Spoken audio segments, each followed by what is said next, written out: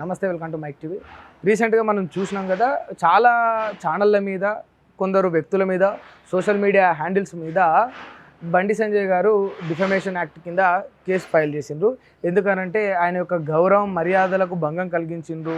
ఆయన తన కుమారుడైన బండి భగీరథ ఏదైతే ఒక ఆరోపణలు ఎదుర్కొంటుండో పోక్సో కేసులో, ఆ కేసుకు సంబంధించి అందులో బండి సంజయ్ పేరును ప్రస్తావించారని చెప్పేసి సుమారు ఎంత కాదన్నా కూడా ఒక ₹1 కోటి నష్టపరిహారం చెల్లించాలనే విధంగా ఆ కేసు ఫైల్ చేయడం చాలా స్పష్టంగా చూసినాం. అసలు నిజంగా ఎంతవరకు వాస్తవాలు అంటే ఇలా విధంగా అంటే నిజాన్ని చూపించే ప్రయత్నం మీడియా చేసినప్పుడు మీడియా మీదనే రివర్స్లో డిఫమేషన్ యాక్ట్ కింద ఇలా కేసు ఫైల్ చేయడం, అది కూడా ఒక కేంద్ర మంత్రి హోదాలో ఉంటూ మీడియా పైన ఇలాంటి విధంగా వ్యవహరించడం బండి సంజయ్కి ఎంతవరకు న్యాయం, ఇందులో ఎంతవరకు వాస్తవాలు ఉన్నాయి, ఆయన నిజంగా వెళ్తున్న దారి సరైనదేనా, లేకపోతే మీడియా ఏమైనా తప్పు చేసిందా వాస్తవాలను మాట్లాడే క్రమంలో అనే విషయాల్ని తెలుసుకునే ప్రయత్నం చేద్దాం. మనతోటి అడ్వకేట్ మాణిక్ యాదవ్ గారు ఉన్నారు. అన్న నమస్తే. నిజం చెప్పండి అన్న, అసలు ఈ కేసుని ఎట్లా చూడొచ్చు? అంటే ఇప్పుడు ఈ పోక్సో కేసు అందరికీ తెలిసిందే, దాని మీద జనాలు కూడా ఒక స్పష్టత వచ్చింది. అసలు బండి సంజయ్ పేరును ప్రస్తావించినందుకు ఆ ఛానళ్ళ మీద డిఫమేషన్ యాక్ట్ వేయడం ఎంతవరకు రైట్? ఇప్పుడు పోక్సో అంటే తెలంగాణ రాష్ట్రంలో రోజుకు 5 కేసులు నమోదవుతాయి. దేశవ్యాప్తంగా ఒక రోజుకు 180 కేసులు నమోదవుతాయి. అందులో ఏదో పోక్సో కేసు. ఆయన బండి సంజయ్ గారు పోక్సో సెక్షన్ 23 ప్రకారం ఏంటంటే సుప్రీంకోర్టు గైడ్లైన్స్ క్లియర్గా ఉంది. అందులో ఏంటంటే బాధితుల యొక్క ఫొటోస్ కానీ వీడియోస్ కానీ వాటిని ఎక్స్పోజ్ చేయొద్దు అనేది పోక్సో సెక్షన్ 23 ప్రకారం ఉంది. దాని ప్రకారం నాకు ఆర్డర్ వచ్చింది. కానీ ఎక్కడ కూడా బండి సంజయ్ గారి కుమారుడు ఆయన ఏ తప్పు చేయలేదని చెప్పి కానీ, బండి సంజయ్ గారు కానీ అమాయకుడు అని చెప్పి ఎక్కడ కూడా ఆర్డర్లో లేదు. సిటీ సివిల్ కోడ్ ఆయనకు ఏమన్నా ఆర్డర్ ఇచ్చింది, ఆయన కంటెంట్ రిమూవ్ చేయమని చెప్పింది. ఎందుకు అంటే ఆయన కేంద్ర మంత్రిగా ఉన్నారు కాబట్టి ఆ ఇన్ఫ్లుయెన్స్ తోటి అక్కడ సాక్షులు భయపడే ఆస్కారం ఉంటుంది కాబట్టి దానికోసమే ఆయన తీయమని చెప్పారు. కానీ అక్కడ బండి సంజయ్ గారు కానీ ఆయన కుమారుడు కానీ ఏ తప్పు చేయలేదని చెప్పి కోర్టు చెప్పలేదు. అది ఆయనకి ఇచ్చిన ఆర్డరు. మరి ఇప్పుడు వాళ్ళు ఏం చెప్తారంటే అన్యాయంగా అనవసరంగా నా పేరు తీసుకున్నారు, నన్ను బద్నాం చేసే విధంగా వ్యవహరించారు, దీనివల్ల ఆయన యొక్క పర్సనల్ ఇమేజ్కు డ్యామేజ్ అవుతుంది అనే విధంగా మాట్లాడడం కూడా చూసినాం. ఇప్పుడు అన్యాయంగా సోషల్ మీడియానో లేక మీ టీవీయో ఇంకో టీవీయో పెడితే పోక్సో కేసు పెట్టారండి. క్లియర్ కట్గా రితిరాజ్ డీసీపీ గారు ఉన్నారు, ఆమె కమిటీ వేశారు. దాని ప్రకారము సెక్షన్ 5 పోక్సో సెక్షన్ 6 ప్రకారము ఆయనకు పెట్టిరు. ఇప్పుడు అన్యాయంగా పెడితే కోర్టు రిమాండ్కి పంపించదుగా, అన్యాయంగా పెడితే 9 రోజులు దాక్కోవాల్సిన అవసరం లేదుగా, అన్యాయంగా పెడితే ఆయన మళ్ళీ కరీంనగర్ పిఎస్లో పోయి మళ్ళీ కంప్లైంట్ చేసిన అవసరం లేదుగా. ఏది కూడా అవాస్తవం కదా, అన్ని క్లియర్ కట్గా ఎవిడెన్సెస్ ఉన్నాయి కాబట్టి ఆయన మీద కేసు పెట్టిర్రు.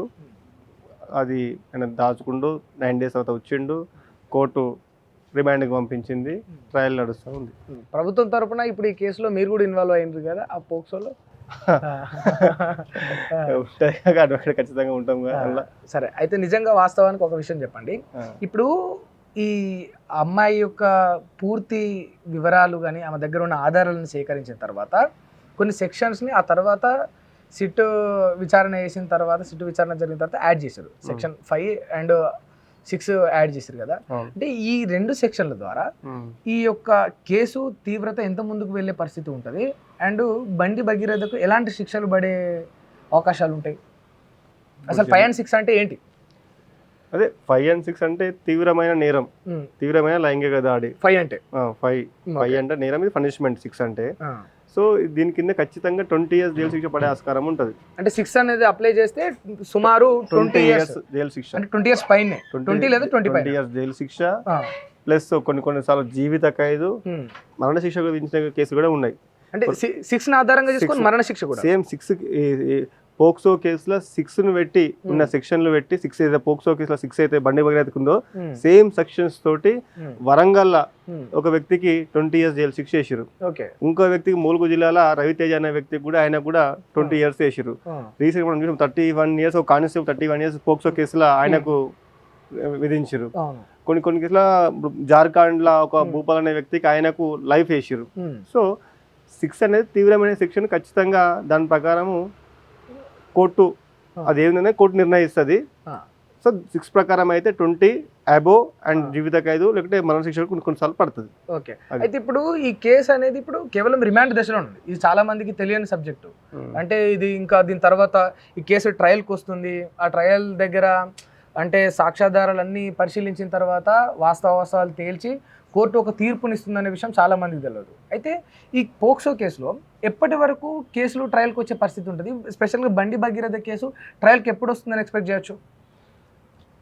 బండి భగీరథ కేసు కానీ ఇంకెవరి కేసు కానీ పోక్సో కేసుల సుప్రీంకోర్టు గైడ్ లైన్స్ ప్రకారం పోక్సో సెక్షన్ 35 ప్రకారం 1 ఇయర్ల ట్రయల్ ముగించి కేసు క్లోజ్ కావాలని చెప్పి సుప్రీంకోర్టు చెప్తుంది. With in the year. Okay, అది పోక్సో 35 సెక్షన్ ప్రకారం సుప్రీంకోర్టు గైడ్ లైన్స్ ప్రకారం 1 ఇయర్ల మొత్తం అన్ని అయిపోయి కేసు క్లోజ్ కావాలనేది పోక్సో యాక్ట్. బట్ ఇండియాలో 1 ఇయర్ లోపే ఒక కేసు ట్రయల్ కి రావడం అనేది జరుగుతుంటదా? చాలా అరుదు కదా, జరుగుతుంటాయి బట్ అరుదు కదా. పోక్సో యాక్ట్ అయితే పోక్సో యాక్ట్ అంటేనే అది స్పీడ్.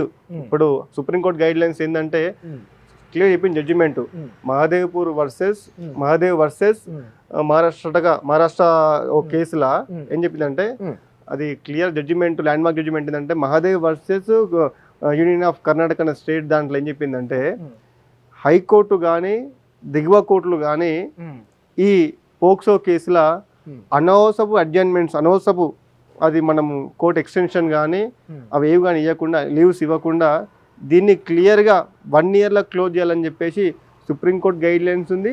పోక్సో సెక్షన్ 35 కూడా క్లియర్గా చెప్తా ఉంది. చాలా కేసులు 1 ఇయర్ క్లోజ్ అయినాయి. పోక్సో చాలా కేసులు క్లోజ్ అయినాయి, చాలా వస్తున్నాయి పోతా ఉంటాయి. ఒక మామూలు కేసే కదా, అందరిలాగా ఇది ఒక కేసు. దీన్ని పట్టుకొని చూపించే అవసరం లేదు. తప్పు చేస్తే ఖచ్చితంగా ఎవరైనా ఎవరైనా జైలుకోవాల్సిందే కదా, కామన్ వ్యక్తి లాగా. కాకపోతే అయినా ఏదో పొలిటికల్ ఇన్ఫ్లుయెన్స్ పర్సన్ కాబట్టి బాగా హైప్ చేస్తారు అంతే, అంతకు మించి ఇంకేం లేదు. పోక్సో కేసులు అందరికి ఏమైతే ఈయన కూడా అదే అవుతుంది, ఎవరు కూడా ఎగ్జిబిషన్ కారు అని అనుకుంటున్నాను. అంటే ఇప్పుడు సెంట్రల్ మినిస్టర్ కదా బండి సంజయ్, ఏమన్నా ఇన్ఫ్లుయెన్స్ తోటి ఈ యొక్క కేసును డిలే చేసేదానికి అవకాశాలు ఉంటాయంటారా? అంటే ట్రయల్కి రాకుండా కోర్టులో అయితే నడవదు అదంతా కూడా. ఇప్పుడు పోక్సో యాక్ట్ ప్రకారం అయితే సెక్షన్ 6 దీని ప్రకారం అయితే ఖచ్చితంగా ఎవరైనా సరే, ఎంత పెద్దవాళ్ళైనా సరే, నాకు చట్టంపై నాకు గౌరవం ఉంది కాబట్టి గౌరవ న్యాయస్థానాలు ఖచ్చితంగా సామాన్యునికైనా పెద్దవానికైనా ఒకటే న్యాయం ఇండియాలో నేను నమ్ముతున్నాం. 100% అదే జరుగుతుందని అనుకుంటున్నాం. అంటే సాక్ష్యాధారాలు పరిశీలించిన తర్వాత, అంటే మీకున్న అవగాహన మేరకు ఈ సాక్ష్యాలకు బండి భగీరథకు ఎంత శిక్ష పడే అవకాశం ఉంటుంది? ఇప్పుడు పోక్సో కేసుల జనరల్గా supreme court guide lines, supreme court ground POCSO act ఏం చెప్తుంది అంటే Mahadev versus state of Karnataka case అంటే సుప్రీంకోర్టు గైడ్ లైన్స్ ఏం చెప్పిందంటే, సుప్రీంకోర్టు చెప్పేది ఈ పోక్సో కేసుల బాధితురాలు అయితే ఉన్నారో ఆమెది సర్టిఫికేట్ SSC సర్టిఫికేట్ ప్రధానమైన చూడమని చెప్తుంది. తర్వాత ఎముకల పరీక్ష, అసెసిఫికేషన్ ఎముకల పరీక్ష చేయమంటుంది. ఆధార్ కార్డు కానీ, డ్రైవింగ్ లైసెన్స్ కానీ, ఇంకా వేరే కానీ అవి నిర్ధారించదు. ఫస్ట్ SSC సర్టిఫికేట్ చూస్తుంది. SSC ప్రకారం ఆ అమ్మాయికి 17 ఇయర్స్ లోపలే ఉన్నట్టు కనిపిస్తూ ఉంది. సో దీని ప్రకారమే పోలీసులు కేసు బుక్ చేసారు, FIR నమోదు చేసి నడుస్తూ ఉంది. సో దీని ప్రకారం అయితే 20 ఇయర్స్ పైన పడే అవకాశం ఉంటుంది. అంటే ఇప్పుడు ఈ లెక్క ప్రకారం అయితే 20 ఇయర్స్ అయితే ఫిక్స్, అంటే 20 పైన అయితే ఫిక్స్, అంటే 20 లోపు అయితే పడే అవకాశాలు ఉండవా? అదే ఇప్పుడు వాళ్ళు పెట్టిన సెక్షన్స్ ప్రకారము 20 పడే అవకాశం ఉంటుంది. అది ఏం పడుతుంది అనేది కోర్టు డిసైడ్ చేస్తుంది. అవును, దాంట్లో డెప్త్ ఎంత అనేది తెలుసుకొని ట్రయల్ నడుస్తూ ఉంటుంది. దాంట్లో అన్ని క్రాస్ ఎగ్జామిన్ చేసుకొని 20 పడుతుందా 10 పడుతుందా అనేది కోర్టు డిసైడ్ చేస్తుంది. అయితే ఒక చిన్న సందేహం, ఇప్పుడు కొన్ని సందర్భాలలో వింటుంటాం, కొంత శిక్ష పడ్డ తర్వాత కూడా బెయిల్ మీద బయటకు వస్తుంటారు. శిక్ష ఖరారు అయిన తర్వాత కూడా, అంటే ఈ కేసు ట్రయల్కి వచ్చిన తర్వాత శిక్ష వేసిన తర్వాత కూడా కొందరు బయటకు వస్తారు కదా, అది ఎట్లా పాసిబుల్ అవుతుంది? యాక్చువల్లీ రిమాండ్లోకి వెళ్ళిన తర్వాతనే బెయిల్ మీద బయటకు వస్తారు కదా. కొన్నిసార్లు కన్సెంట్ ఏముంటుంది అంటే వాళ్ళ అమ్మగారు బాగాలేదని చెప్పు, ఇంకా వాళ్ళ ఇంట్లో వాళ్ళకి ఏదో అయిందని చెప్పి కొన్నిసార్లు ఒక 10 days 1 month అట్లా ఇస్తుంది. బెయిల్ అనేది నువ్వు దేశద్రోహము ఇట్లాంటి కొన్ని కేసులు తప్పితే ఇంకా ఏ కేసులు అయితే ఖచ్చితంగా బెయిల్ ఇస్తుంది. శిక్ష పడ్డ తర్వాత కూడా శిక్ష పడ్డాక కొన్ని సార్లు బయటకు పంపించే ఆస్కారం ఉంటుంది. అది జడ్జి కన్సర్న్ తోటి ఒక 10 రోజులు 15 రోజులే అట్లా అట్లా మొత్తం బయటకు రానికి ఆస్కారం ఉండదు. నీకు శిక్ష ఖరారు అయినాక మొత్తం రానికి బయటకు రానికి ఆస్కారమే ఉండదు, అసలు ఉండదు. అంటే శిక్ష ఖరారు వన్స్ నీకు ఇంప్రూవ్మెంట్ ఫైనలైజ్ అయితే బయటికి రానికి అసలు ఇంపాసిబుల్, ఆ టైం మొత్తం కంప్లీట్ అయిపోవాల్సిందే. సత్ప్రవర్తన కింద వస్తే ముందు అట్లా ఉంటది కానీ మళ్ళీ బయట ఉండే అట్లా ఉండదు వన్స్ ఇంప్రూవ్మెంట్ ఫైనల్ అయినప్పుడు. కాకపోతే కొన్ని సందర్భాలు చెప్పిన అదే ఆయన హెల్త్ సిక్ కావడమో లేకపోతే వాళ్ళ మదర్ ఎక్స్పైర్డ్ కావడమో ఇంకా ఏదైనా ఎమర్జెన్సీ కేసెస్ టైంలోనే ఆయన బయటకు వచ్చే ఆస్కారం ఉంటుంది. అది కూడా period of 1 month 45 days, hardly 2 months. అంతకు మించి అయితే 1 year 2 years బయట వచ్చి అట్లా ఉండే ఆస్కారం ఉండదు. అది ఏ కేసులో ఉండదు అట్లా, వన్ ఇంప్రూవ్మెంట్ ఫైనలైజ్ అయినాక.